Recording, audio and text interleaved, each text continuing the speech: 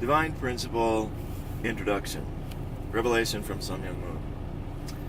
Every human being is struggling to attain lifelong happiness and overcome misfortune. From the commonplace affairs of individuals to the great events that shape the course of history, each is at root an expression of the human aspiration for ever greater happiness. How then does happiness arise? People feel joy when their desires are fulfilled. The word desire, however, is often not understood in its original sense, because in the present circumstances, our desires tend to pursue evil rather than good. Desires which result in injustice do not emanate from a person's original mind. The original mind is well aware that such desires lead to misfortune. Therefore, it repels evil desires and strives to follow the good. Even at the cost of their lives, people seek for the joy that can enrapture the original mind. This is the human condition. We grope along exhausting paths to cast off the shadow of death and search for the light of life. Has anyone realized the joy in which the original mind delights in pursuing evil desires? Whenever such desires are sated, we feel unrest in our conscience and agony in our heart. Would a parent ever instruct his child to be evil? Would a teacher deliberately instill unrighteousness in his students? The impulse of the original mind, which everyone possesses, is to abhor evil and exalt goodness. In the lives of religious people, one can see an intense struggle to realize goodness by single-mindedly following the desires of the original mind. Yet since the beginning of time, not even one person has abided strictly by his original mind. As St. Paul noted, none is righteous, no, not one. No one understands. No one seeks for God. Confronted by the human condition, he lamented, "For I delight in the law of God in my innermost self, but I see in my members another law, at war with the law of my mind, and making me captive to the law of sin, which is dwelling in my members. Wretched man that I am." We find a great contradiction in every person. Within the self-same individual are two opposing inclinations: the original mind that desires goodness, and the evil mind that desires wickedness. We're engaged in a fierce battle, striving to accomplish two conflicting purposes. Any being possessing such a contradiction within itself is doomed to perish. Human beings, having acquired this contradiction, live on the brink of destruction. Can it be that human life originated with such a contradiction? How could beings with a self-contradictory nature come into existence? If burdened by such a contradiction from its inception, human life would not have been able to arise. The contradiction, therefore, must have developed after the birth of the human race. Christianity sees this state of destruction as a result of the human fall. Can anyone dispute that the human condition is fallen? When we realize the fact that due to the fall, we have arrived at the brink of self-destruction, we make desperate efforts to resolve the contradiction within. We repel the evil desires coming from our evil mind and embrace the good desires springing from our original mind. Nevertheless, we've been unable to find the ultimate answer to the question, what's the nature of good and evil? We still do not have an absolute and definitive truth which can enable us to distinguish, for example, which of the two, theism or atheism, is good and which is evil. Furthermore, we remain entirely ignorant of the answers to such questions as, what is the original mind, the wellspring of good desires? What's the original origin of the evil mind that incites evil desires in opposition to the original mind? What is the root cause of the contradiction that brings people to ruin? In order to ward off evil desires and follow good desires, we must overcome this ignorance and gain the ability to distinguish clearly between good and evil. Then we can take the path to the good life the original mind seeks. Considered from the viewpoint of the intellect, the human fall represents humanity's descent into ignorance. People are composed of two aspects, internal and external, or mind and body. Likewise, the intellect consists of two aspects, internal and external. In the same way, there are two types of ignorance, internal ignorance and external ignorance. So internal ignorance, in religious terms, is spiritual ignorance. It is ignorance of such questions as, what's the origin of human beings? What's the purpose of life? What happens after death? Do God and the next world exist? What's the nature of good and evil? External ignorance refers to the ignorance of the natural world, including the human body. It is ignorance of such issues as, what's the origin of the physical universe? What are the natural laws governing all phenomena? From the dawn of history until today, human beings have ceaselessly searched for the truth with which to overcome both types of ignorance and attain knowledge.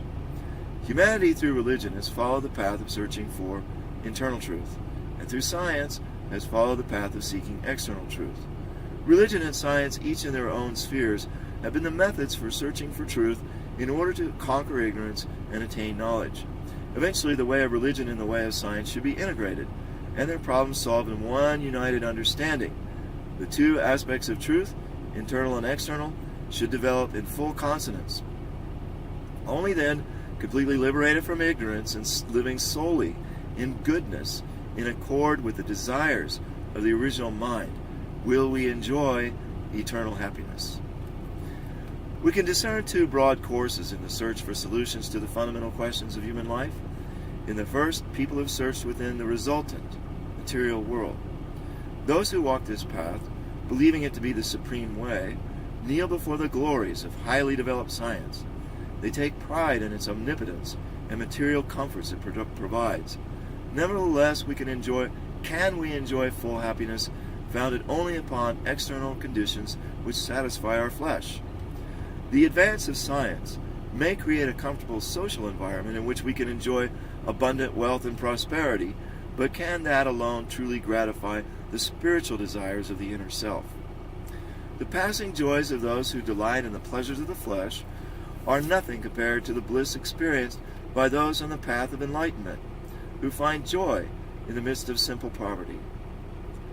Gautama Buddha, who abandoned the luxuries of the royal palace and became enraptured in pursuit of the way, was not the only one who wandered about homeless while searching for his heart's resting place. Just as a healthy body depends upon a sound mind, so also, only when the mind is content does the body have complete satisfaction. What of the sailor who voyages on the sea of the material world under the sail of science in search of physical comforts? Let him reach the coast for which he longs. He eventually come to realize that it's nothing more than the very graveyard where his body will be buried. Where is science heading? Until now, scientific research has not embraced the internal world of cause.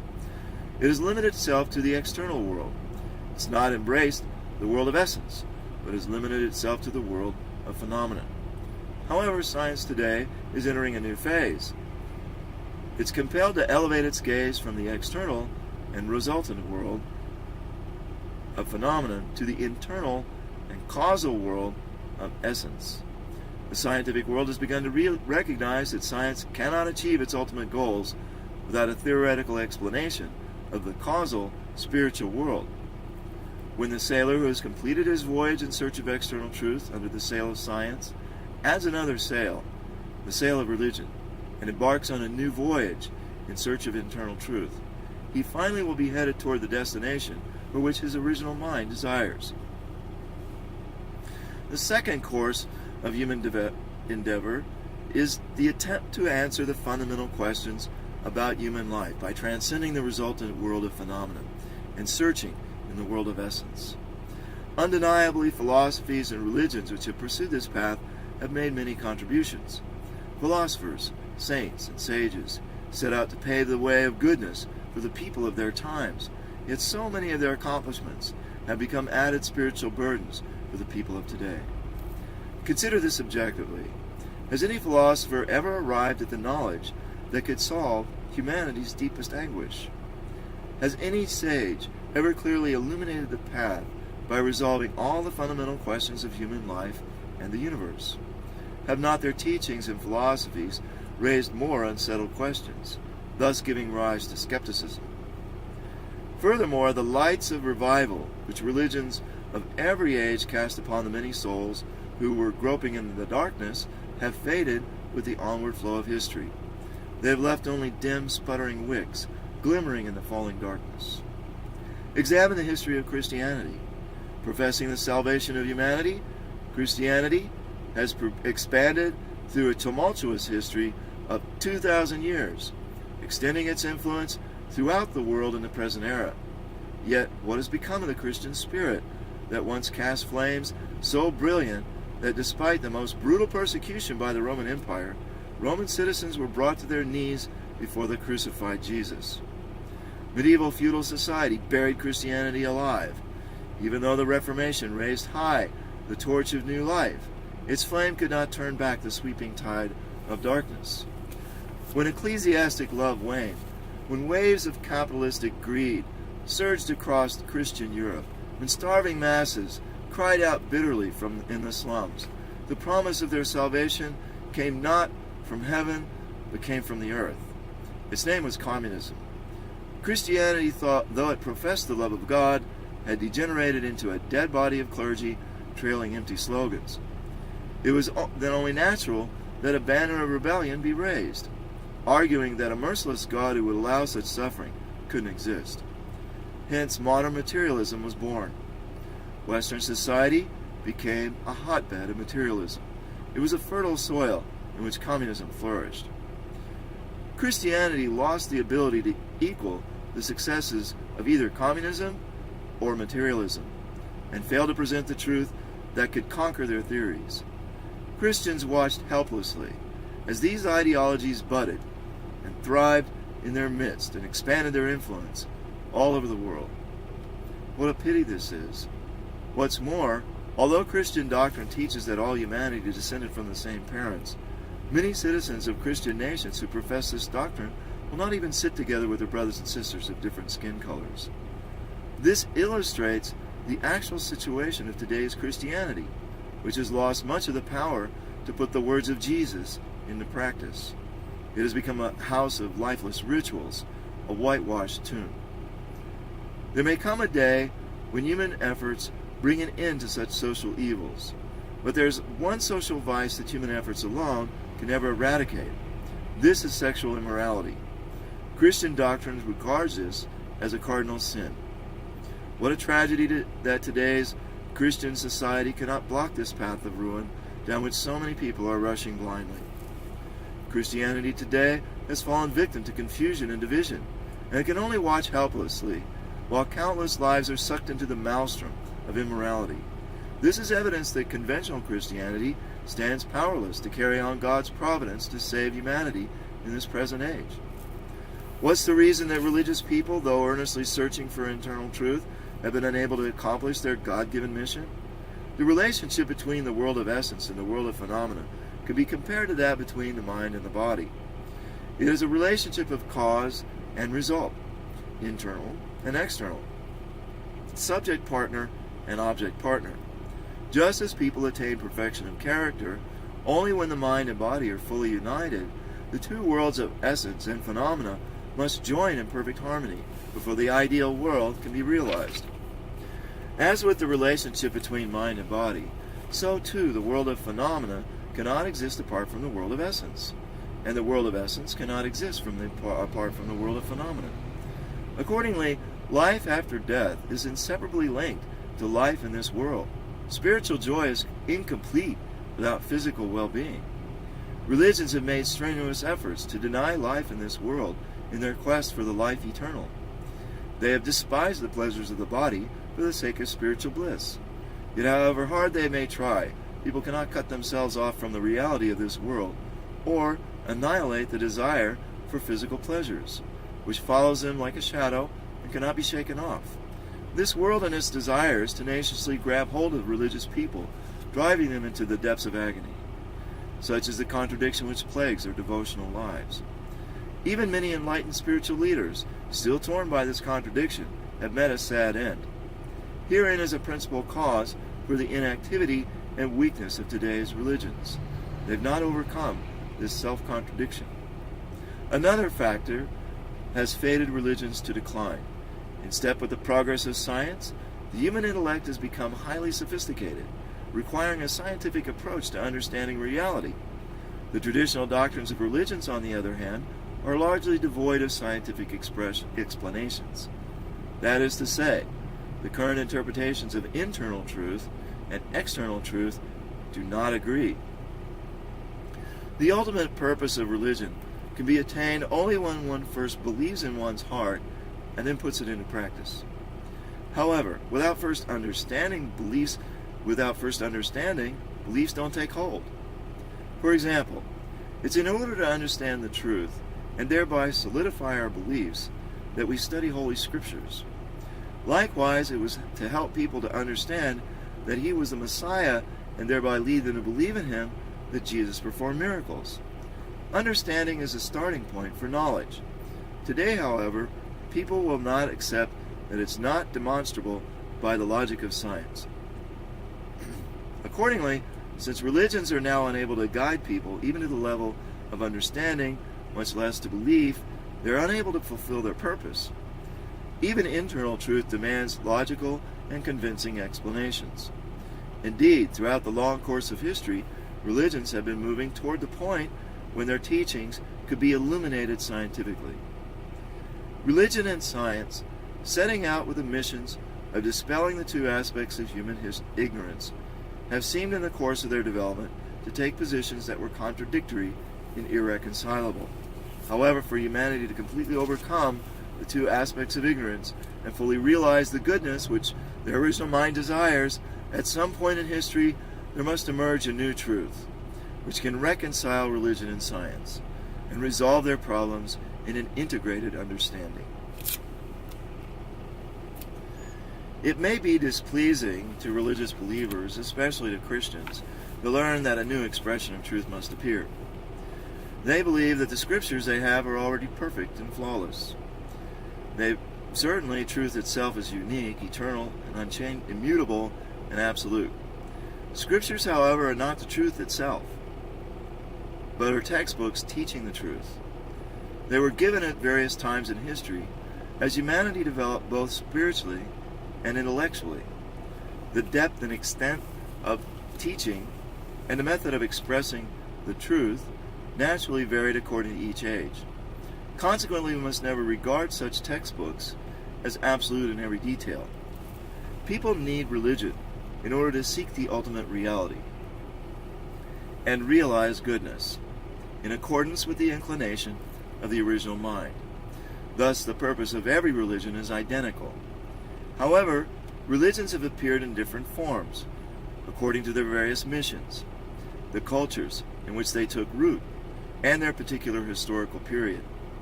Their scriptures have taken different forms for similar reasons. All scriptures have the same purpose, to illuminate their surroundings with the light of truth. Yet when a brighter lamp is lit, the old lamp is outshone, and its mission fades.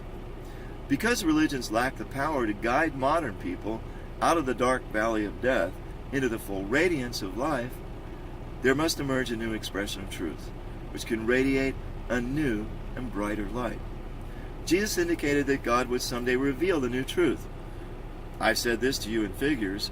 The hour is coming when I shall no longer speak to you in figures, but tell you plainly of the Father. What missions must the new truth fulfill? The new truth should be able to unify knowledge by reconciling the internal truth pursued by religion and the external truth pursued by science.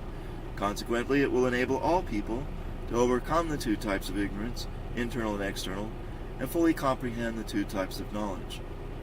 Next, the new truth should lead fallen people to block the ways of the evil mind and to pursue the goals of the original mind, enabling them to attain goodness. It should guide people to remove the double-mindedness that sometimes seeks good and sometimes evil.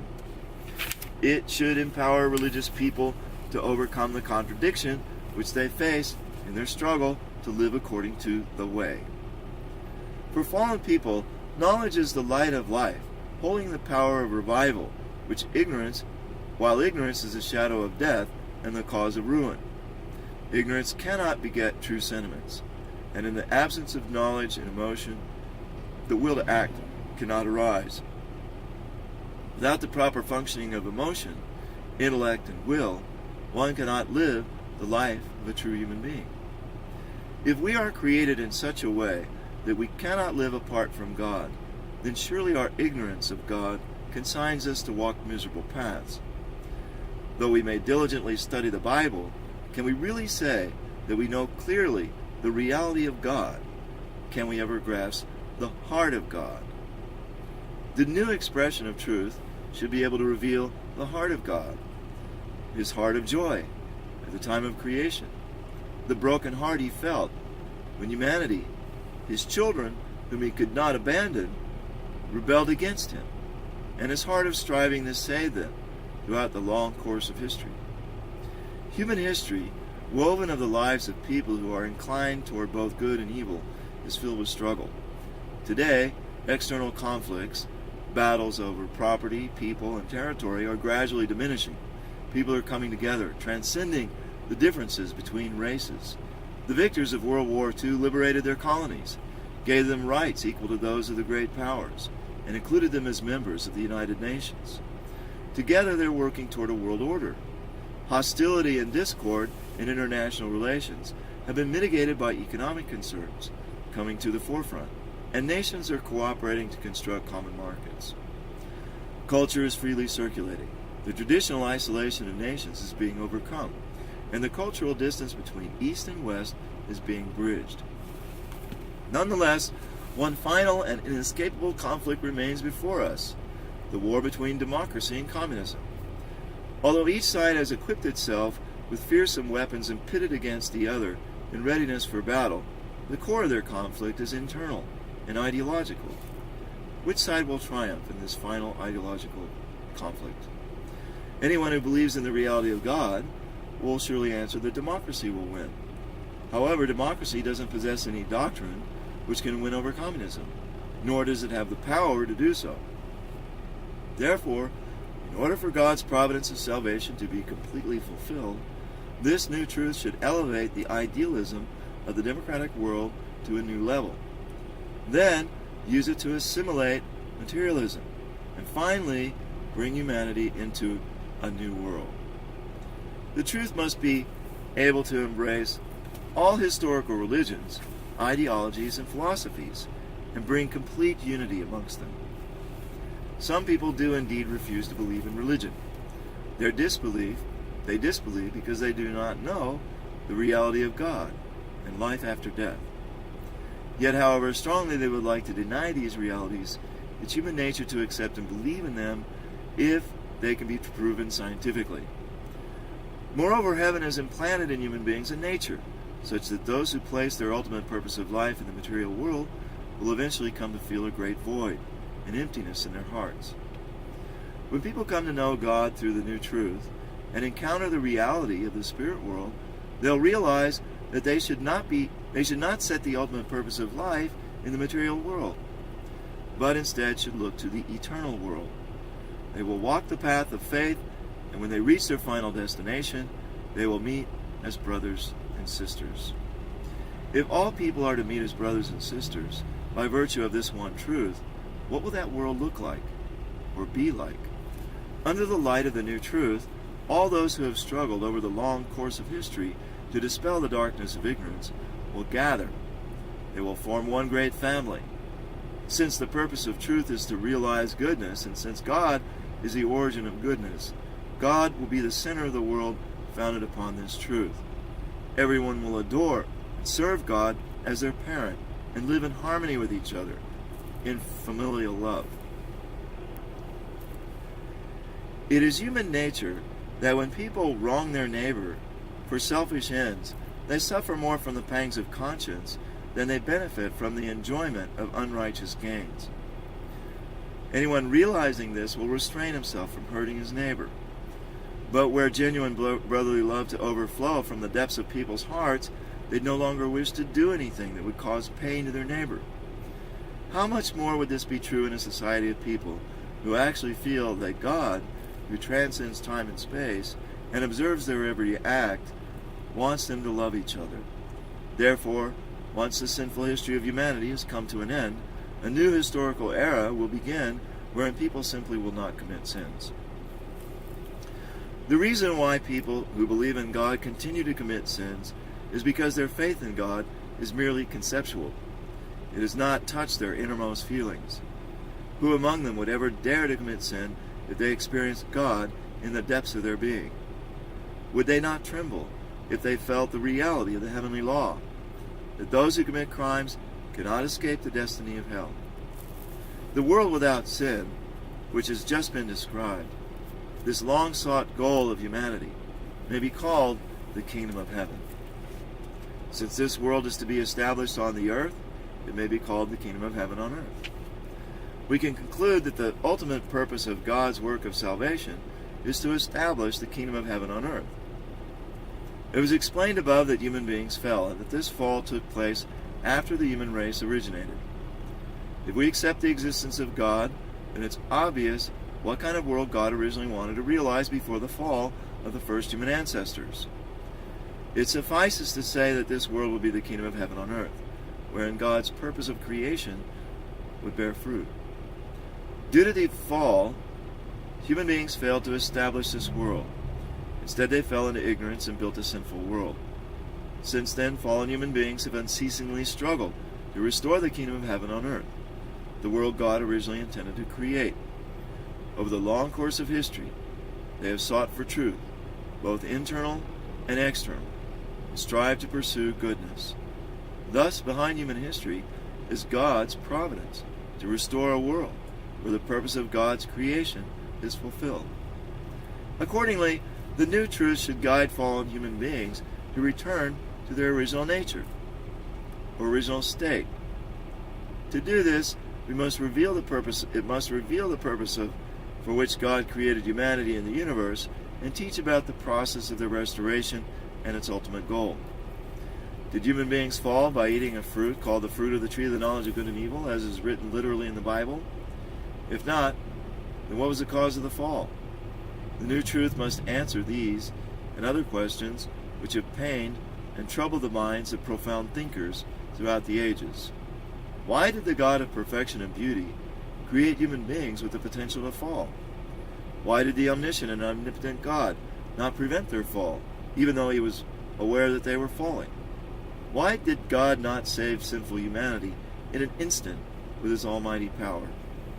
As we marvel at the scientific laws concealed in the natural world, we can understand that God, its creator, truly is the very origin of science.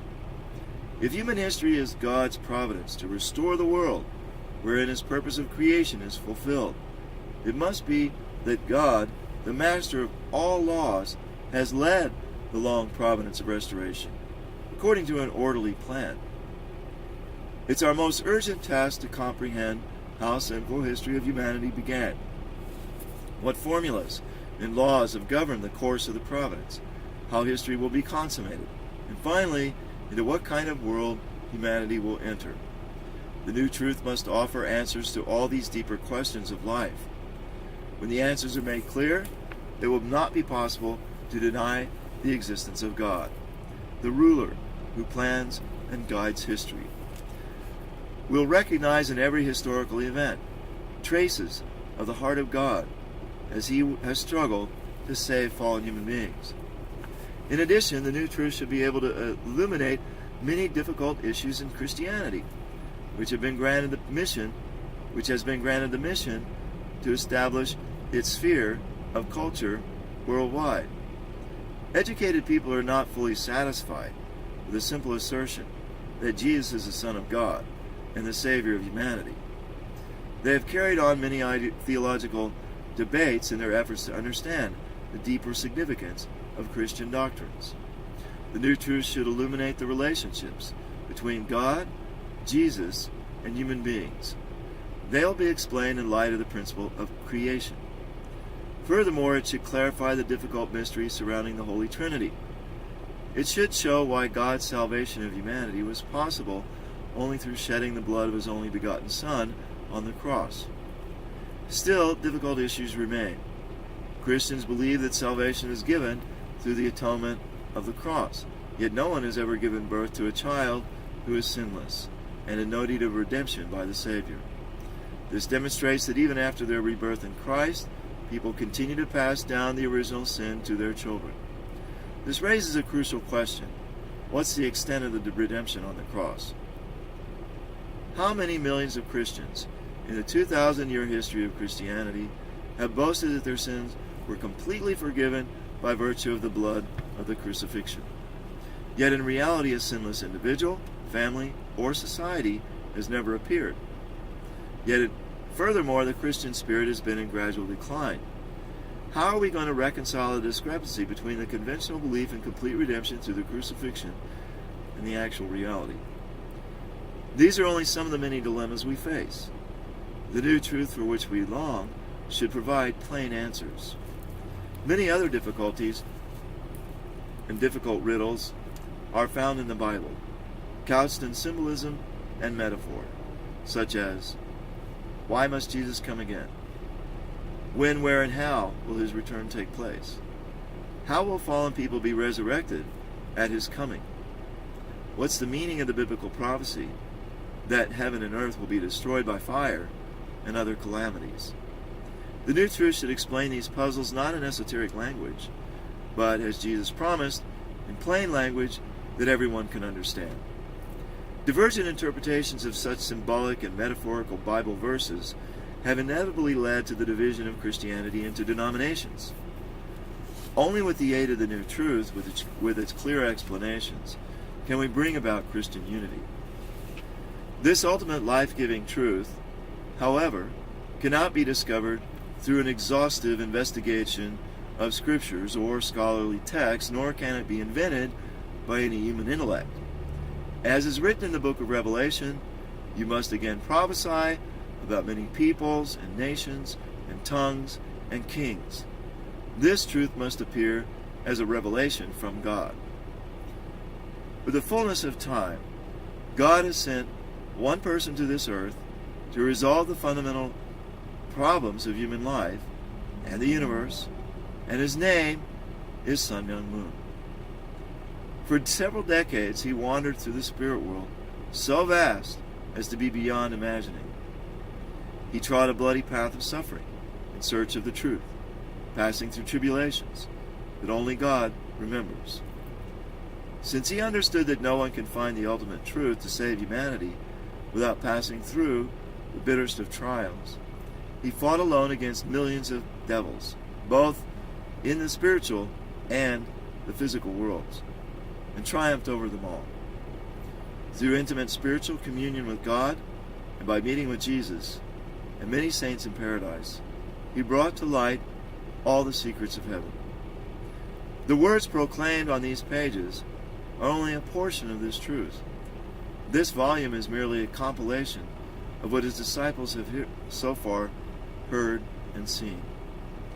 We believe and hope that when the time is right, more profound portions of the truth will be published. In every corner of the world, countless souls who have been groping in the darkness are receiving the light of this new truth and are being reborn. As we witness this, we cannot stop shedding tears of deepest inspiration. We desire from the bottom of our hearts that its light quickly fills the earth. Thank you.